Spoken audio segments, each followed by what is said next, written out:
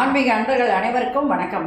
உங்களையெல்லாம் இந்த ஆன்மீக சேனல் மூலியமாக சந்திக்கிறதுல நாங்கள் ரொம்பவும் சந்தோஷப்படுறோம். நாங்கள் போடுற வீடியோலாம் உங்களுக்கு பிடிச்சிருந்ததுன்னா நீங்கள் லைக் பண்ணுங்கள், ஷேர் பண்ணுங்கள், குளத்தூர் பாபா டெம்பிள் சேனலுக்கு நீங்கள் சப்ஸ்கிரைப் பண்ணுங்கள். நீங்கள்லாம் என்னோட வரும்பொழுது இன்னும் நிறைய விஷயங்களை நான் சொல்ல கடமைப்பட்டிருக்கேன். வாங்க இப்போ நம்ம வீடியோக்குள்ளே வரலாம். இன்னைக்கு மார்கழி 10 திருவம்பாவை பாடல் 10 பாடி அதற்கான விளக்கங்களை நான் இப்போ உங்களுக்கு கொடுக்க வந்திருக்கேன். இப்போ திருவம்பாவை பாடல் 10 பார்க்கலாம் வாங்க.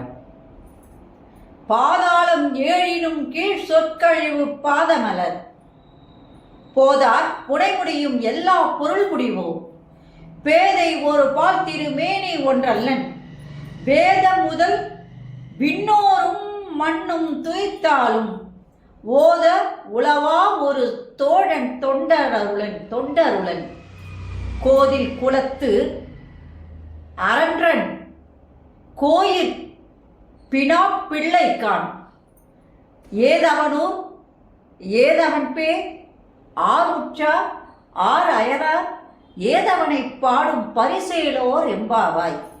இது பாடல். இப்ப இந்த பாடலுக்கான விளக்கம். சிவபெருமான் அடி முடி சிறப்பு, அது மட்டும் இல்லாம அவர் தாயுமானவன் கூட, ஒப்பற்ற தியாக உள்ளம் கொண்டவன் என்பதை மாணிக்க வாசகர் இப்பாடலில் முக்கியத்துவமாக கொடுக்கின்றார். பாதாளம் ஏழினும் கீழ் சொற்கழிவு பாதமலர்.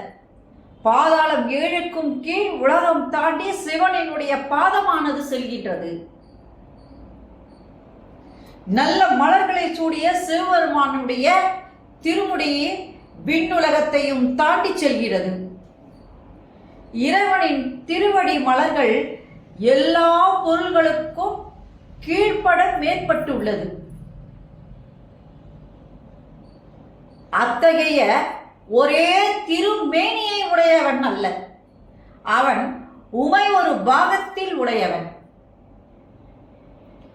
உமையை ஒரு பாகமாக கொண்டவன். ஒரே உடல் கொண்டவன் என்று சொல்ல முடியாது. அவனை மறைகளுக்கெல்லாம் முதன்மையானவன். விண்ணுலகத்தாரும் மண்ணுலகத்தாரும் எந்த காலத்திலும் எந்த முறையிலும் பரவி புகழ்ந்தாலும் கூட அவன் தன்மையை வரையறுத்து கூற முடியாது. அத்தகைய தனித்தன்மை வாய்ந்தவன், மேலானவன், ஒப்பற்றவன் என்று கூட சொல்லலாம். எல்லாரும் அவனை வாழ்த்தி பாடுறாங்க, வேதங்கள் எல்லாம் பாடுது. அவனை யாராலையும் ஒப்பிட்டு கூற முடியாது. வேதம் முதல் விண்ணோரும் மண்ணோரும் துதித்தாலும் ஓத உளவா ஒரு தோழன் கொண்டுடன் அப்படின்னு சொல்லும் பொழுது அவரை விண்ணுலகத்தாரும் மண்ணுலகத்தாரும் எந்த காலத்திலும் எந்த முறையிலும் பரவி புகழ்ந்தாலும் கூட அவன் தனித்தன்மையை யாராலும் வரையறுத்து கூற முடியாது. அத்தகைய மேலானவன், ஒப்பற்றவன். அப்போ அந்த இறைவனுடைய அற்புதங்களை இப்ப கூறுகின்றார். அவன் பேர் யாது, அவன் ஊர் யாது, அவன் உருவம் ஒரு நாமம் இல்லாதது அப்படின்னு சொல்லும்போது ஏதவன் ஊர் ஏதவன் பேர் ஆறுற்றார் ஆயிரம் அயலார் அப்படின்னு கேட்கும்போது அவனுக்கு எந்த ஊர், அவனுடைய பேர் என்ன, அவனுடைய ஊர் எது, அவனுக்கு யார் உறவினர்கள், யார் உற்றார் என்று கேட்கும் பொழுது ஒரு உருவம் ஒரு நாமன் இல்லாதவன். அவன் ஒரு உருவம் கிடையாது, ஒரு நாமமும் கிடையாது. அவனுக்கு பல உருவங்கள், பல நாமங்கள், ஒன்றுக்கு ஆயிரம் ஆயிரம் எல்லாமாய் உள்ளவன். பேர் சொன்னா ஆயிரம் ஆயிரம், ஊர் சொன்னா ஆயிரம் ஆயிரம், உற்றார் சொன்னா உலகமே. அவனுக்கு உறவினர்கள் யார், அயலார் யார், உலகமே அவன் உறவு. எல்லா உயிர்களுக்குள்ளும் இருப்பவன் அந்த இறைவன். எல்லா சின்ன உயிரா இருந்தாலும் பெரிய உயிரா அந்த ஆத்மாக்குள்ள இருக்கின்றவன் அந்த இறைவன். அதனால உலகமே அவன் உறவு. அவனை பாடும் தன்மை எப்படி கூற முடியும் என்றால், இறைவன் தாயுமானவன். அந்த காலத்துல ஆலய தொண்டு செய்பவர்கள் பலர் வம்ச வழியாக வழி தோன்றர்கள் நல்ல குலத்தில் தோன்றவர்களாக இறைவனுக்கு தொண்டு செய்கின்றார்கள். அவனை நம்ம எப்படி ஒப்பிட்டு கூற முடியும்னா யாரும் செய்து கூட முடியாது. ஆனால் அவனுடைய தன்மையை பற்றி சொல்ல வேண்டும் என்றால் எப்படி சொல்லணும்னா, வழித்தோன்றர்கள் இருப்பாங்க. கோயிலுக்குன்னே தன்னை அர்ப்பணித்து கொண்டவர்கள். அவங்களுக்கு வேற எந்த சிந்தனையும் இருக்காது. இறை சிந்தனை ஒன்று மட்டுமன்றி வேற எந்த சிந்தனையும் அவங்ககிட்ட இருக்காது. அதனால அந்த இறைவனுக்கே அவர்கள் தொண்டு செய்பவர்கள் அவர் அப்படின்னு சொல்றார். இப்போ இந்த பாடலுடைய விளக்கத்துக்கு வரலாம். இப்போ இந்த பாடலுடைய சிறப்பு விளக்கத்தை பார்த்துருக்கேன். இப்போ சிறப்புக்கு வரலாம் வாங்க. இந்த பாடல் மாணிக்கவாசக பெருமான் இறைவனுடைய சிறப்புகளை பட்டியலிட்டு கூறுகிறார்.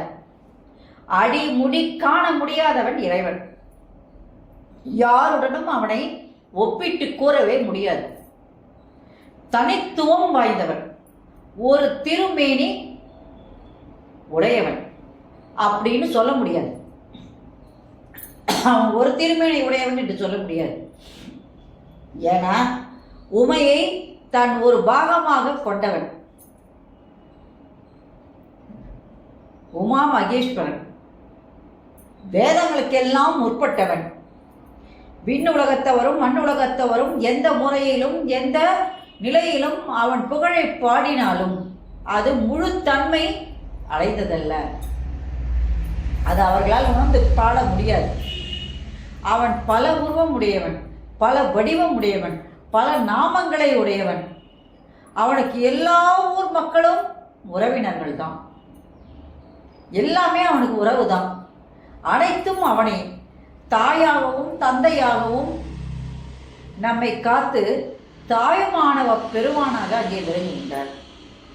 தாயுமானவர் ஏன் சொல்றேன்னா, தாயாகவும் இருந்து தந்தையாகவும் இருந்ததுனால தாயுமானவர் என்ற நாமத்தை கொண்டிருக்கின்றார். அவன் இறைவனை எப்படி பாடுறார் இவர் மாணிக்கவாசகர்னா, தாயுமானவ பெருமான் அப்படின்னு சொல்றார். முனிவர்களும் இவரை புகழ்ந்து பாட அவர்களை தன் தோழர்களாக கொண்டார். வம்ச வழியாக இறைவனுக்கு தொண்டு செய்பவர்கள் நல்ல குல தோன்றர்கள் என்றார். நல்ல குலத்தில் பிறந்தவங்க யாருன்னா, இறைவனுக்கு வழி வழியாக யார் தொண்டு செய்து கொண்டு இறைவனை மனமாற நினைக்கின்றார்களோ அவர்கள் நல்ல குலத்தோன்றர்கள் என்று சொல்லுகின்றார். ஒரு குடும்பம் தாயின் தியாகம் எப்படிப்பட்டதுன்னா, ஒரு குடும்பத்தில் எல்லாத்தையும் விட்டு கொடுத்து வாழ்கின்ற ஒரு வாழ்க்கை தான் ஒரு தாயினுடைய வாழ்க்கை. அதே போன்றுதான் சிவபெருமானின் வழியில் தோன்றியது நாம் எல்லாம் தோன்றியிருக்கோம். அப்படின்றதுனால தாயுமானவராக அவர் நம்ம எல்லாம் காக்கின்ற காரணத்தினால் தாயுமானவர் சுவாமிகள் என்று கூட நம்ம அவரை சொல்லலாம். நன்றி, வணக்கம். இந்த வீடியோ உங்களுக்கு பிடிச்சிருந்ததுன்னா நீங்கள் லைக் பண்ணுங்கள், ஷேர் பண்ணுங்கள், குளத்தூர் பாபா டெம்பிள் சேனலுக்கு நீங்கள் சப்ஸ்கிரைப் பண்ணுங்கள். நீங்கள்லாம் என்னோட வரும்பொழுது இன்னும் நிறைய விஷயங்களை நான் சொல்ல கடமைப்பட்டிருக்கேன். நாளைக்கு மார்கழி 11 திருவம்பாவை பாடல் 11 பாடி அதற்கான விளக்கங்களை சொல்கிறேன். நன்றி.